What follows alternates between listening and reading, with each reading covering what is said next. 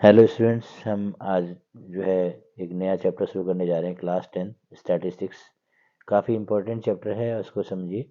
तो इसमें सबसे पहले मेनली जो हम डिस्कस करेंगे, सबसे पहले हम इसको मीन के बारे में, ठीक है, ये मीन के बारे में पढ़ेंगे। नंबर सेकंड जो होगा इसमें वो होगा मीडियन,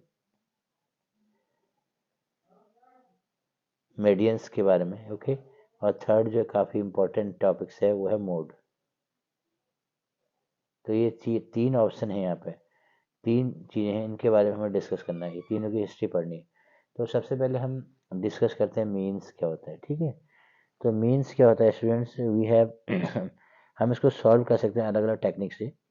तो इसके लिए सबसे पहले जो नंबर वन केस वन बनता है, ठीक, जो केस वन बनता है वो क्या है, जैसे suppose we have given some an observation, हमको कुछ ऑब्जर्वेशन दी है, like that x1 comma x2 comma x3 comma up to so on xn, ठीक है। ऐसे एक सीरीज हमको दे रखी है, तो हमें इसका सिंपल मीन निकालना है। तो सिंपल मीन निकालने का मेथड सी है, तो एक्स बार, मीन को जनरली एक्स बार से डिफाइन करते हैं।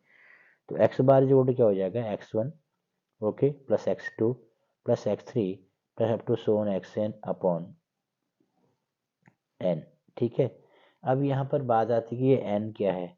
तो n यहाँ पर जितने भी सारे जो ऑब्जर्वेशन हैं हम इनको काउंट करेंगे, ठीक है, वो ये n वैल्यू होती है। बाकी हम इन सब को ऐड करेंगे, जितने भी सारे ऑब्जर्वेशन हैं उनको सबको ऐड करके जो वैल्यू आएगी उसको टोटल नंबर ऑफ ऑब्जर्वेशन से डिवाइड कर देंगे, तो हमारे सामने आंसर होगा। तो सिंपल इसको हम कैसे लिख सकते हैं फॉर्मूले के फॉर्म में।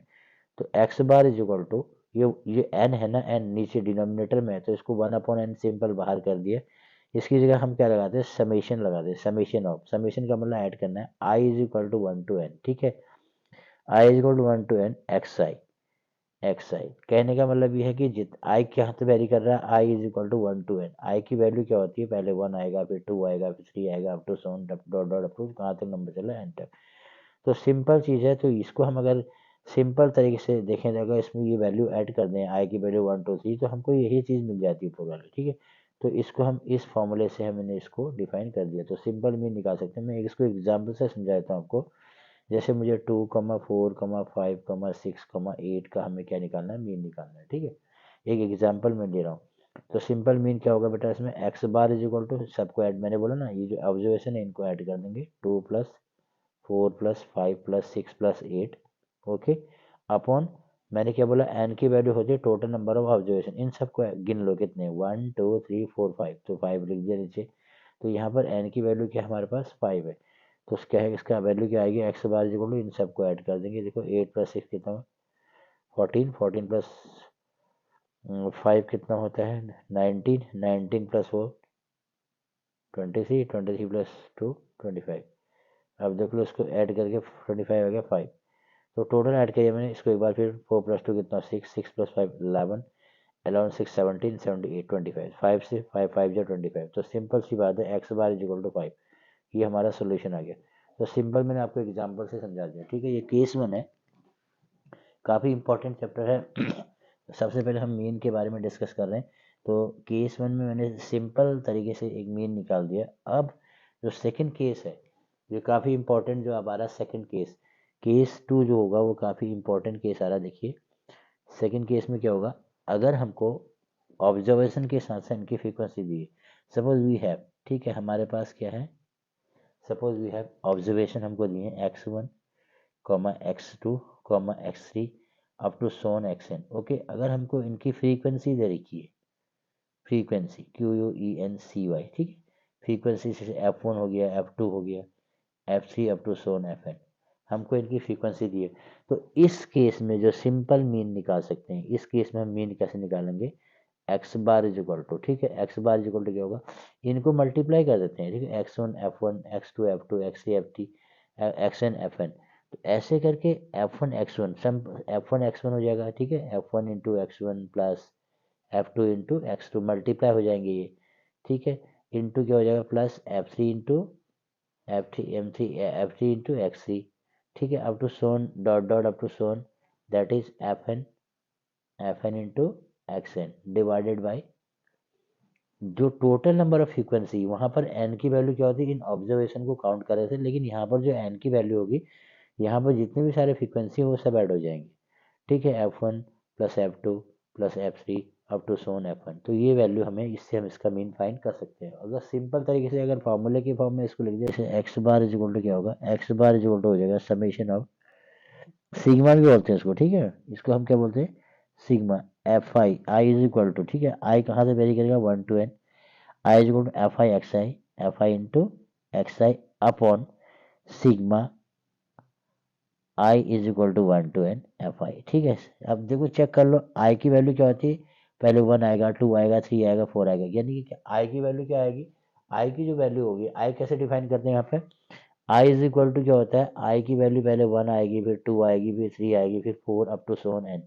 तो सिंपल सी बात है, अगर मैं यहाँ पर आई की वैल्यू पुट करता हूँ ना, तो मुझे ये फॉर्मूला मिलता है सिंपल। तो ये इस तरीके से हम इसका क्या निकाल सकते हैं, सिंपल क्या निकाल सकते हैं, मीन निकाल सकते हैं, अर्थमेटिक मीन, ठीक है। तो अगर कई ये फॉर्मूला कब अप्लाई होगा, जब हमको फ्रीक्वेंसी दी होगी, ऑब्जर्वेशन के साथ साथ अगर हमको फ्रीक्वेंसी दी है, तो एक्स बार इक्वल टू इनको मल्टीप्लाई कर देते हैं, F1 x1 F2 x2 F3 x3 Fn xn upon sigma f i x i, देखो F1 plus F2 plus F3 up to so on Fn।